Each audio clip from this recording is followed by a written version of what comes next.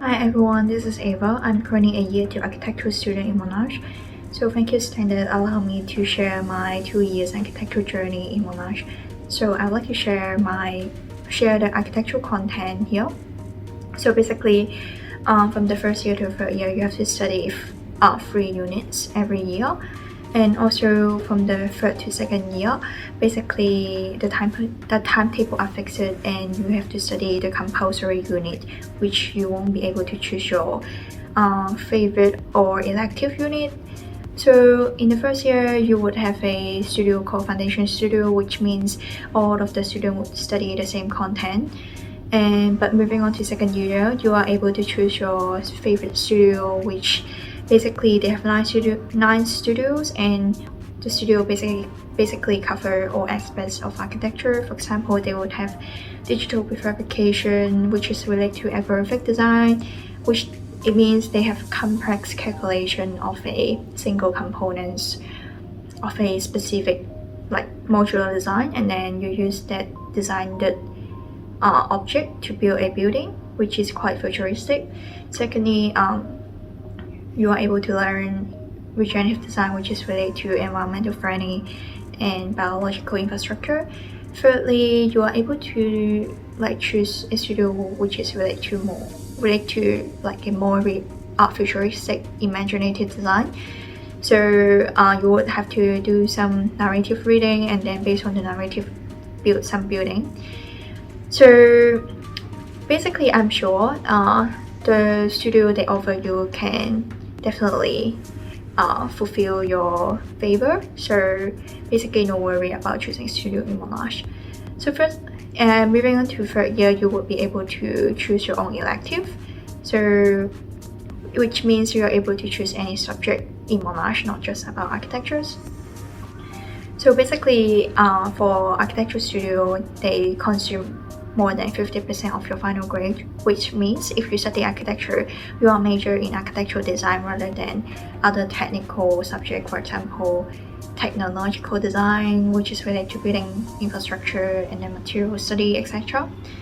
So I can share my own experience in my second year. For the first semester, I have made this architecture, which is a architecture called algorithmic design. So which means like you have to do some complex calculation in a computer software, and then based on that you build some components, for example like that, and then use a single component to build a architectures, which is quite futuristic and fun. And also it actually relates to digital prefabrication. For example, Monash would actually provide CNC milling, 3D printing, etc. So this is a product from CNC milling.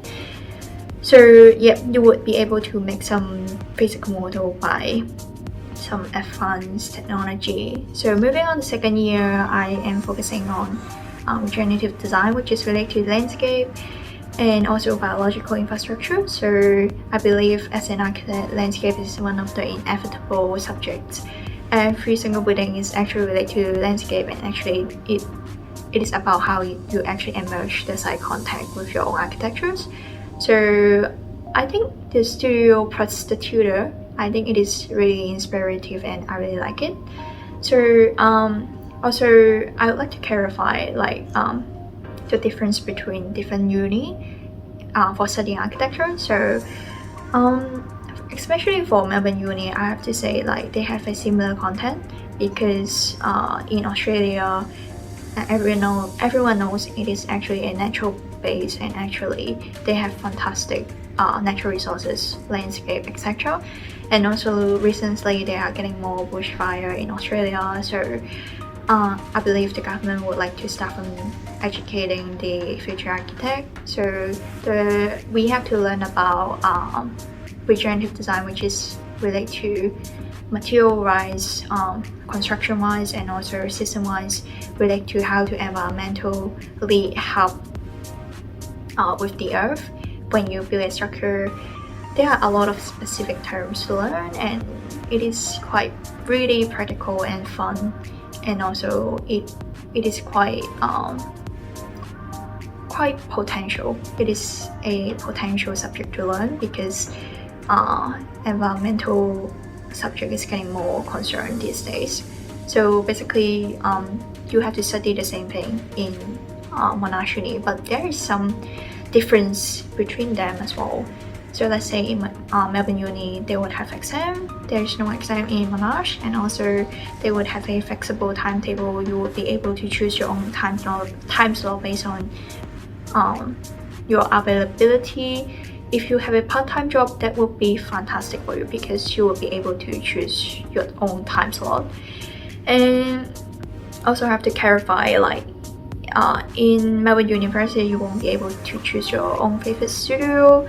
They all have fixed content. You can't choose like a studio in different subjects, so they have organized for you. Everyone have to study the same content. So if you are a more artistic person, I would definitely suggest you go for RMIT, which is a fantastic school in Australia. And they focus on visualization, graphic presentation, which is quite important for an architectural student. Also, their design is quite imaginative. I believe it can help you to think, and also actually as an architect, you don't really have much chance to build a crazy imaginative futuristic architecture. So this is a really great time for you to go to a artsy school, crazy school, and then you can build your like crazy architecture there. So honestly, like getting to know your own style is really important. So for example, I know I'm a more practical person. Like I would like to choose something which is directly related to my future, so I've chosen Monash University because I think their course is really practical and would be helpful for my future. But honestly, it is definitely related to your own preference. So secondly, I would like to talk about like the workload in Monash. Basically, I have to clarify, like as an architectural student, basically the workload is always really heavy. So having a good time management is extremely important. Like I believe it happened to all architecture students worldwide. For example, like you always refine your work overnight. Too much work to refine for design because design is never perfect. So for me, like I didn't happen overnight in this semester because one of the reasons because I have a fantastic tutor and he clarified all the curriculum for me. And also secondly, I believe like understanding the task is really important. It can reduce getting into a wrong route, and also always note down what do you want to finish at that time. That will be really helpful for your architectural journey.